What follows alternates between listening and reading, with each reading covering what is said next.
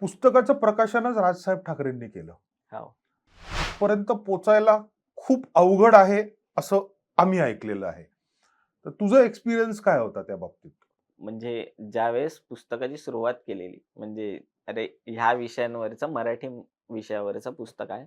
त्यावेळेसच मी ठरवलेलं स्वतःसोबत जर हे प्रकाशित करायचं तर राजसाहेबांच्या हस्ते. राहिली गोष्ट राजसाहेबांपर्यंत म्हणजे पोहोचण्याची एकच ऑप्शन होतं का आपल्याकडे? हां. मी दुसरा मी नाही, नाही, ऑप्शनच नाही. मी नव्हता. ऑप्शन नव्हता ठेवलेला. बरं.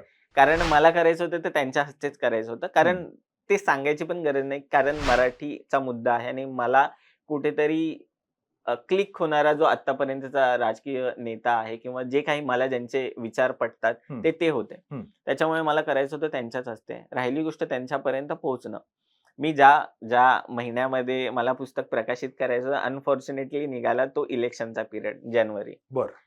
जानेवारी अर्थात सगळेच राजकीय पक्ष, सगळेच नेते बिझी असणार. तर माझा हं. तेव्हापासून प्रयत्न चालू होता. तर येत्या एप्रिल वगैरे मध्ये गेल्या एप्रिल महिन्यामध्ये 22 तारखेला त्यांची फायनली वेळ भेटली. हं. तर त्यांच्यापर्यंत पोहोचण्यासाठी अर्थात मी संदीपजी देशपांडे आहेत त्यांच्याकडून प्रयत्न केलेला. माझे 2-4 मित्र आहेत जे पॉलिटिक्समध्ये आहेत त्यांच्याकडून पोहोचण्याचा प्रयत्न केलेला. बट समोरून अर्थात उत्तरं येत नव्हती. बट ज्या दिवशी मी तिथे गेलो हं.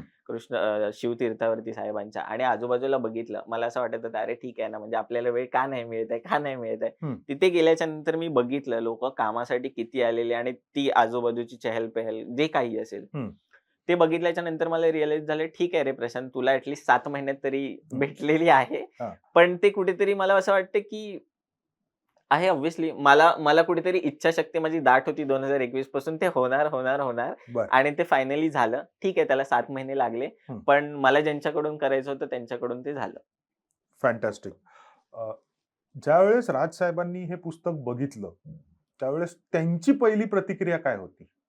अ, एक तर अर्थात पुस्तक ओपन केल्याच्या नंतर मराठी मीडियम आणि ते पुस्तकाच्या कव्हरवरतीच सगळं पुस्तक कशावरती हो, आहे हे हे बरोबर. क्लिअर होते. हं. तर तेच साहेबांनी विचारलं मला, की कशाबद्दल आहे पुस्तक? तर हं. बोललो, की साहेब जे मुंबईसह महाराष्ट्रामध्ये आणि मॅडम पण होत्या.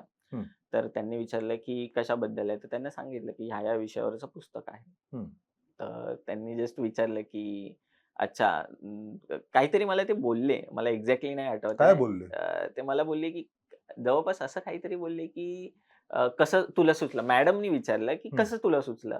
हं. तर मॅमला मी बोललो, की मॅम साहेबांची भाषणं ऐकून आणि ज्या प्रकारचं सध्याचं वातावरण आहे, हं. त्या गोष्टीला धरून मला कुठेतरी वाटलं ही गोष्ट लोकांपर्यंत पोहोचायला हवी. अर्थात बातम्यांमार्फत पोहोचते. हं. बट आजकाल ज्या बातम्या ज्या प्रकारच्या यायला पाहिजेत ना, बऱ्याच बातम्या आपल्यापर्यंत पोहोचत नाहीत. तर बरोबर. मला कुठेतरी वाटलं, की हा मुद्दा लॉकडाऊनमध्ये मी गोष्ट ऐकलेली आणि त्याचं मी एक्झिक्युशन करतोय. तर मला साहेबांनी फक्त बोलले, "चांगलं आहे, की कोणाला तरी माझ्या भाषणांमधून किंवा ते क्लिक होतंय किंवा पटतंय. तर मला महिनाभराचा वेळ दे. मी ऑब्व्हियसली पुस्तक वाचतो आणि त्याच्यानंतर मी तुला अभिप्राय कळवतो." तर मी बरं. बोललो, "ठीक आहे, माझ्यासाठी हे खूप महत्त्वाचं आहे. मॅम आणि साहेबांच्या हस्ते पुस्तकाचं प्रकाशित होणं." बरं. बोललो, "बास, आता हे लोकांपर्यंत पोहोचवण्यासाठी तयारी करूया." बस एवढंच.